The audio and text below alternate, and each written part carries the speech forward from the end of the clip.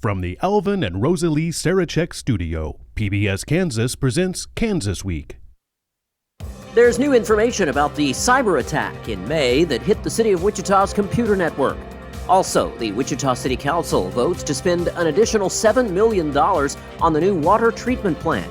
But first, the water source for Wichita and some suburban cities reaches a 50-year low. What could be the impact? Those are the big stories we're talking about right now on Kansas Week.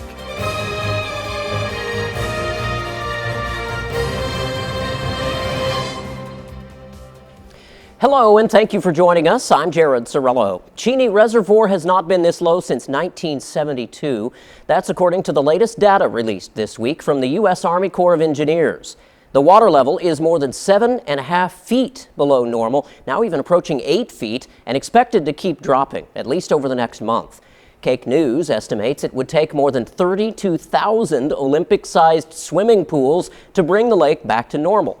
Officials from Wichita and other nearby cities that use the lake as a water source report that this summer's restrictions on outdoor watering have helped, but they have only slightly slowed the decline. Here to discuss this and some of this week's other big news stories, first off, we have KFDI Radio News Director George Lawson and also Ben Davis, political strategist and owner of the Cato Consulting Group. Thank you to both of you for joining us this week. The water levels at Cheney Reservoir, George, I'll start with you.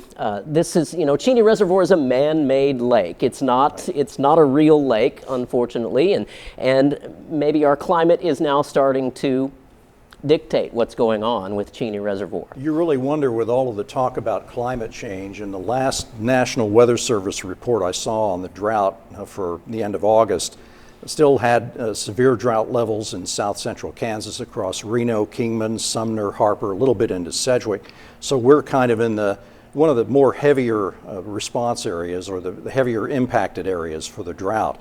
But some drought improvement across Kansas, but past couple of weeks we haven't seen much rain. Hopefully that will change in the next week and we'll see more rain, but they're saying it will take about 3 years of normal rainfall to get Cheney Reservoir back to where it should be in the conservation pool. And it's not looking very good right now.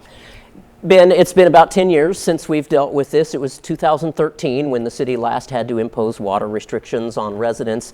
The city council, as to bringing us up to what we did this year, the city council enacted some restrictions. Many say we should have enacted those restrictions months, maybe even years ago, to prevent something like this. Do you agree that we should have enacted restrictions earlier? Yeah, I don't necessarily know about the timing. I think that's probably a valid point, but I'm glad that we're in the restrictions now. I don't think we could have afforded to wait any longer, and sometimes relitigating or rehashing the past when you can't do anything about it is more of a waste of energy than anything. But I do think the restrictions have worked to a degree. It may be that we need to add further restrictions onto it. I'm glad to see, at least for the most part, that at least people that I know of or aware of in my own neighborhood are abiding by those restrictions, because this is going to have a huge impact on the community, not just in the short term, but also in the long term. Yeah.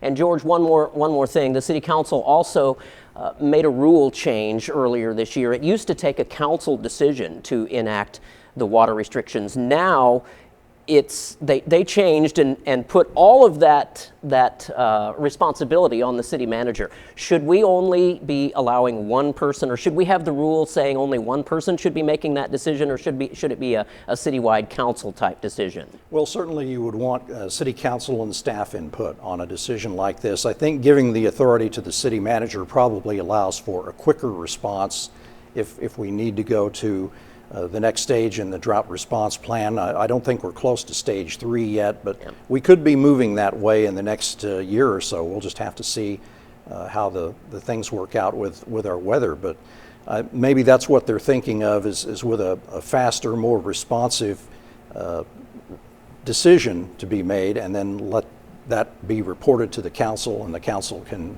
take action as it sees fit. I think they said right now the Cheney Lake is at 55% capacity. If we get below 50% capacity, that will automatically trigger an emergency declaration, I think. So we'll definitely have to keep an eye on it and pray for rain. We'll move on now. Once it's finally finished, Wichita's new water treatment plant will improve the city's ability to treat and utilize groundwater. That will create less dependence on Cheney Reservoir.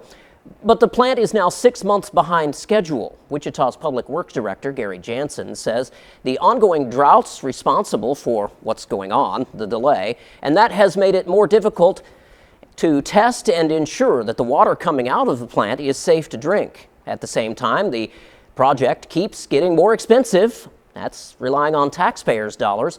The City Council this week voted to spend an additional $7 million on the new water plant, and that makes the entire project more than $20 million over budget. Ben, I'll start with you. Taxpayer dollars seem to be squandered again, and how do we prevent something like this from happening? Well, this is the city's biggest project ever, more than $500 million in total worth. As a taxpayer, I'm incensed. I mean, this is really unacceptable. To me, this is something that should have been hashed out during the RFP process, during the contract negotiation process, that they could hire somebody to do this project. The drought obviously is no one's fault, but that they could be adding additional money onto this. That's something, I think that was a breakdown or a failure that should have happened a long time ago.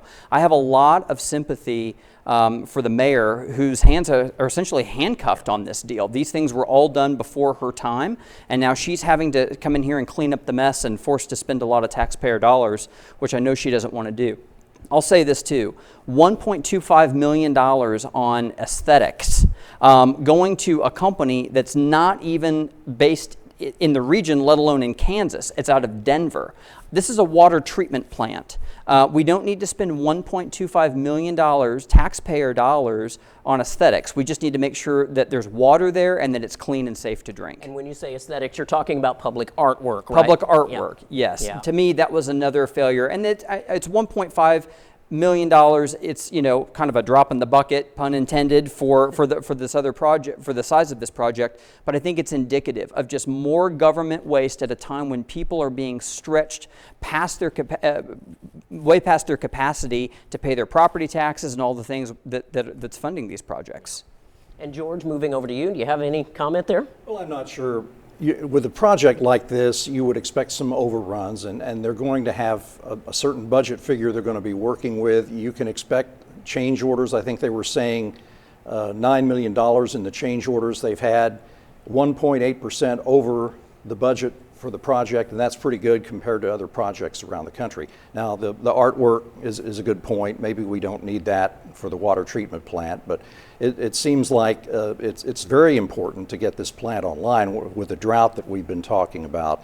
So that, I don't know that I see a whole lot out of line. It's disappointing that it's costing $20 million more, but with the pandemic that we've had and with inflation and costs of materials and supply chain issues and the drought, that tends to have an impact on the cost of projects like this, and the city has been trying to keep a handle on it. Yeah, and even the Public Works Director, Gary Jansen, mentioned during the council meeting on Tuesday that part of the reason for the delay in getting the water treatment up and running is because of the drought. We simply can't be pulling so much water out of Cheney Lake right now. Yeah, and again, I don't think anybody's at fault for the drought, but we've been in some form of a drought for the better part of 20 years. Yeah. The fact that we're in a drought shouldn't be a surprise to anybody. And I think this goes back to a breakdown in the contract negotiation process. I think there was maybe a lack of due diligence done when these negotiations were happening. Yeah, I think that in every project you're going to expect maybe some overages, but $20 million.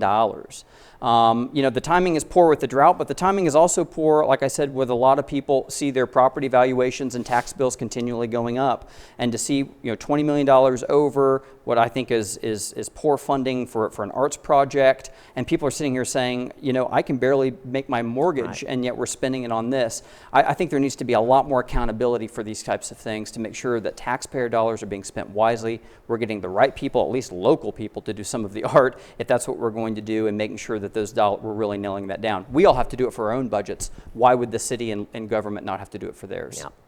All right, good discussion there as well. We'll move on, still dealing with the city of Wichita, of course, but the ransomware attack that crippled the city of Wichita's computer network this past spring, it was limited to police records. We found that out this week, and that's some new information that city officials revealed this week, as Cake's Nick Nelson reports.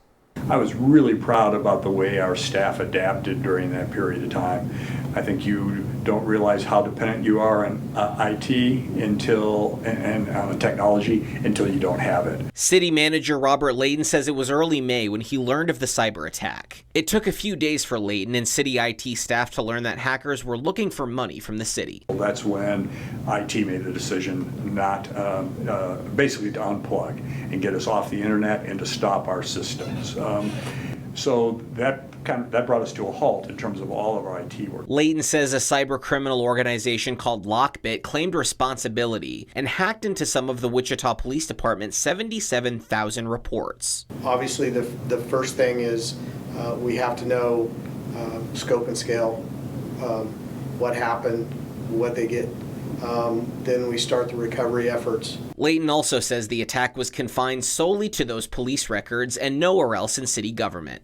City Attorney Jennifer Magana says the city notified all Wichita residents that their personal data may have been compromised. Under state law, organizations that are the victims of cyber instances have the option when there is an unknown number, and the number is a high number of people, or they can't be ascertained, to do a blanket notification.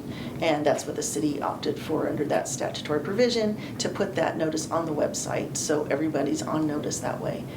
Layton says while IT staff worked to get systems back up and running, the city was never in contact with Lockbit and never considered paying the ransom. City officials say all systems are now fully operational. They say the city is working to provide better citizen education about cybersecurity and are working on improving their own safety against cyber criminals as the threat of cyber crimes continues to rise globally. We're bringing more resources to bear, not just financially, but also who we're bringing in, having another set of eyes on our system, having multiple companies that will do periodic reviews of pieces of our system. And George Lawson, I'll start with you on this one. The city is not alone. This is happening to government agencies and other entities nationwide. The city of Wichita is not alone in something like this happening, unfortunately.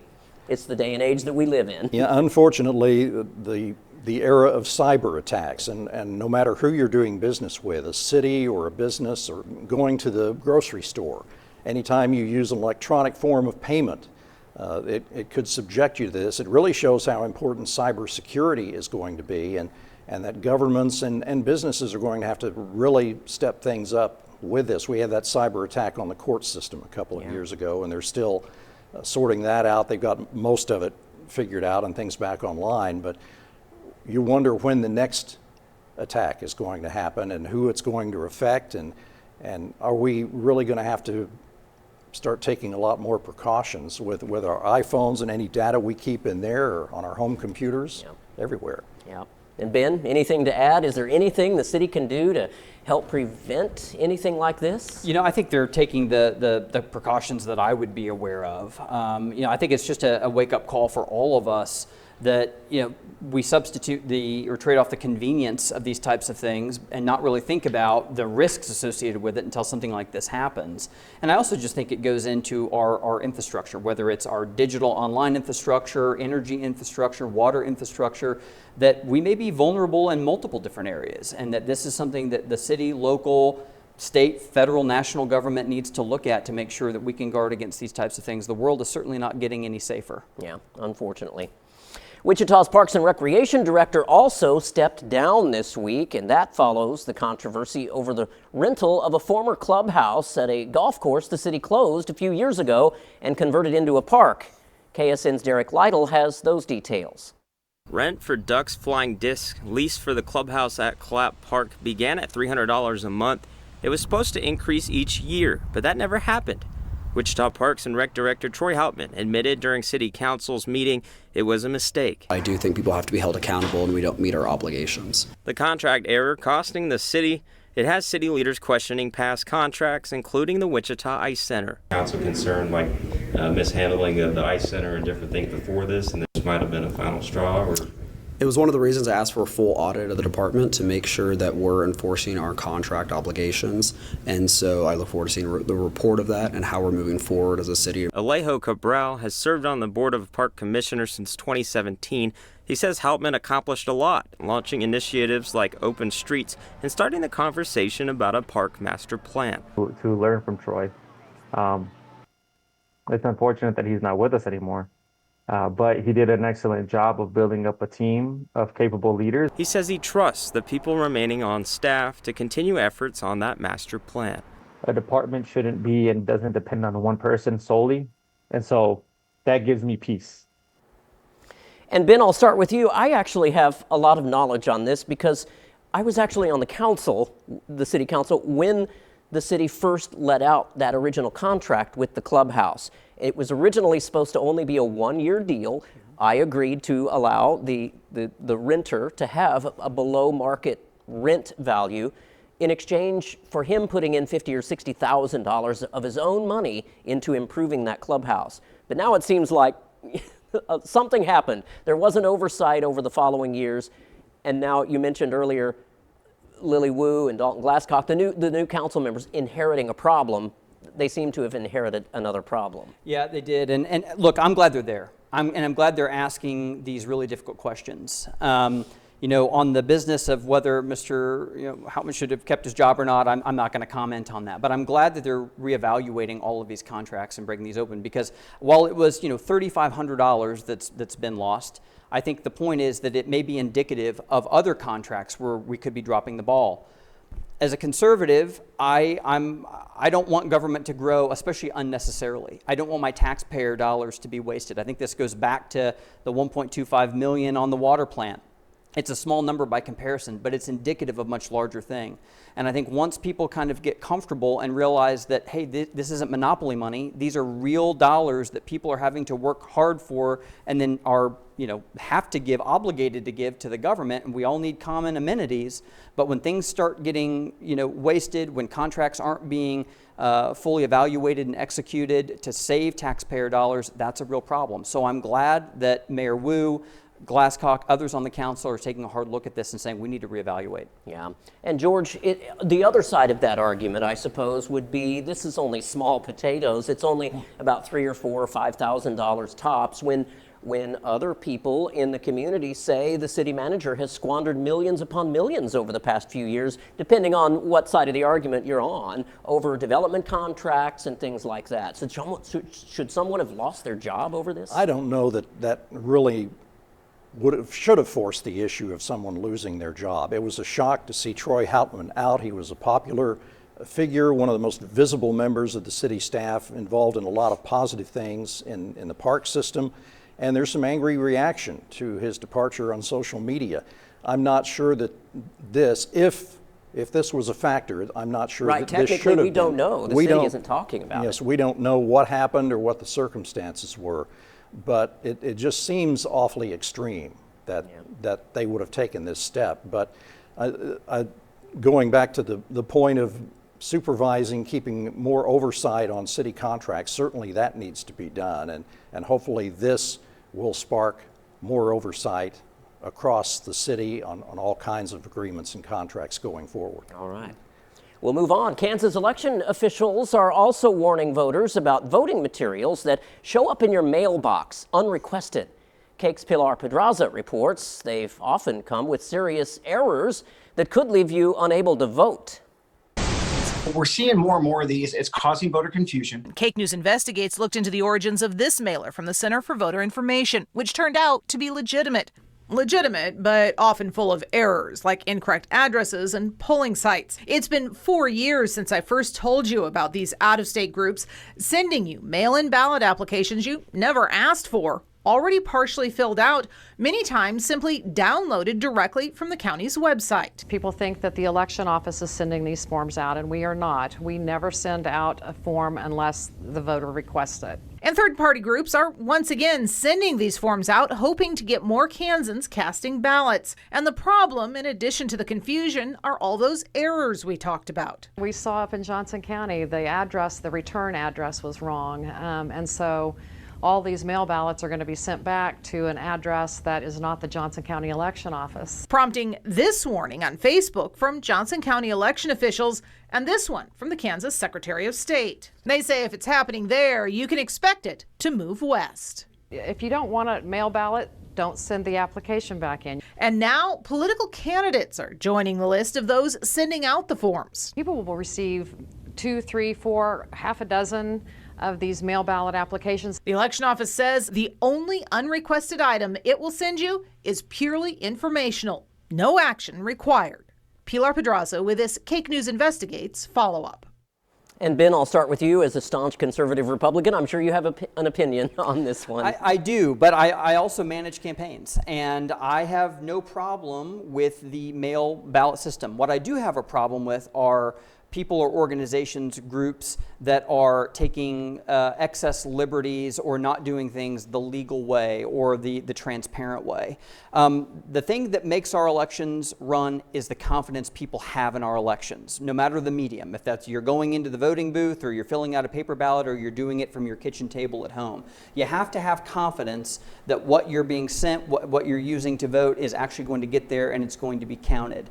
I think mail-in ballots can be great. I'm certainly for them, but they need to be done within the bounds of the law, and these groups need to respect that. And if they don't, then there needs to be action taken against them. Right. And George, there's been lots of discussion about mail ballots and the U.S. Post Office not being reliable over the past few decades. Yes, and there's been a concern about mail ballots not getting back in time and just getting lost in the mail or whatever. So it's important to deal with your county election office when you're going to cast ballots. If you want to vote in advance, go through them to get a mail ballot or an advance ballot. And if you can't mail it, see if you can take it to the drop box or the election office and try to do it that way, or go to the election office when they have in-person advance voting and do it the official way. Don't trust anything that comes in the mail.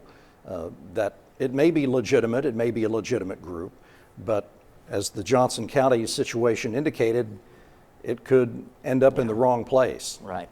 And Ben, is this an argument to get rid of the mail system altogether? Or Potentially it could be, but I don't think that's likely. I would be totally fine if we did away with all and just had a national holiday for people to go and get off of work and go vote. But I really don't think that that's going to happen.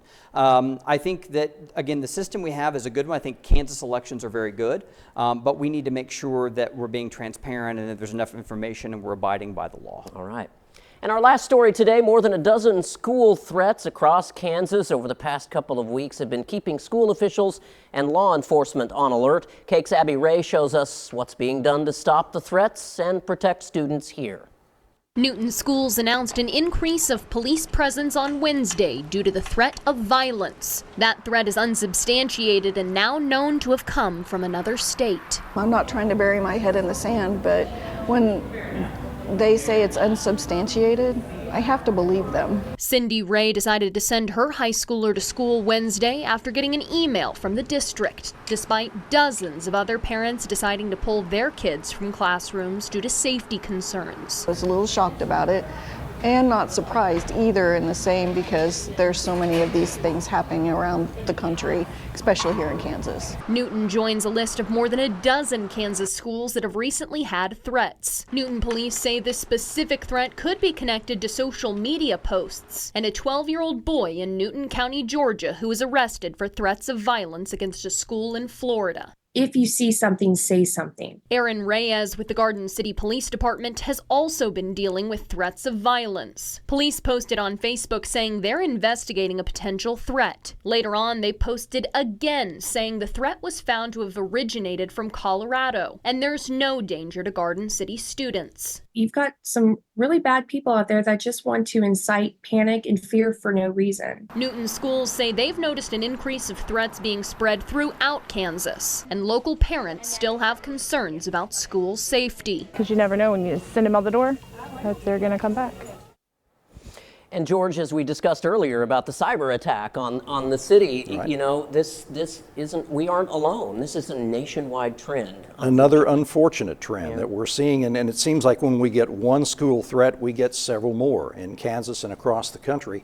And it's players around the country going into other states and making these threats, and it certainly is something that we have to be more on guard about, but a lot of it seems to be someone just wanting to stir up panic and get people excited for no reason, as was mentioned. So you have to take precautions, you have to treat every threat seriously, but it's unfortunate that this takes a lot of time and manpower from law enforcement and from school districts. Yeah, and Ben, unfortunately, this is a way where we have to remind our parents to stay involved in their children's lives and activities as well. Yeah, that's what I was going to say. I mean, this seems like a parental problem. They need to be monitoring their kids' social media use, obviously the access to devices. That's not anything I want the government to come in and have to impose. Parents need to take responsibility for their kids and making sure that we can knock this trend out. I am glad that they're taking it seriously. They have to take it seriously,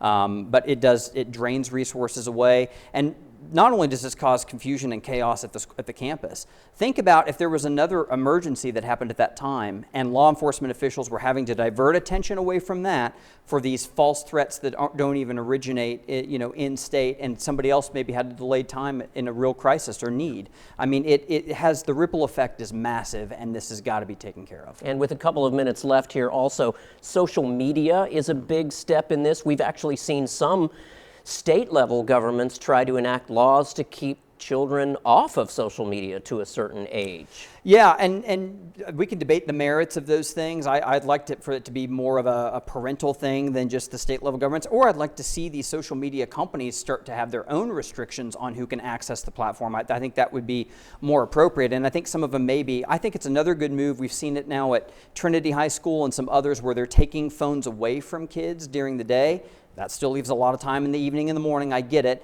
but I think it can help mitigate and cut down on some of this usage and hopefully get focused on education. Yeah.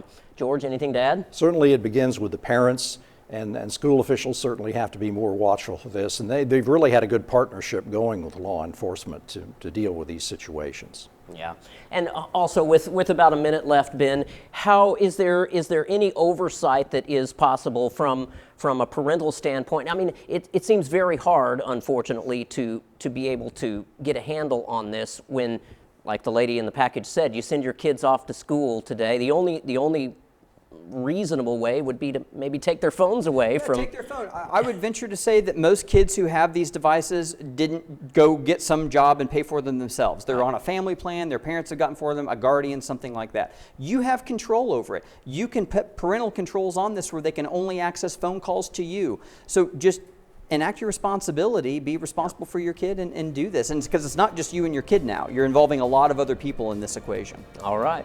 Well, that's a wrap for this week. Thanks for joining us. We'll see you next week.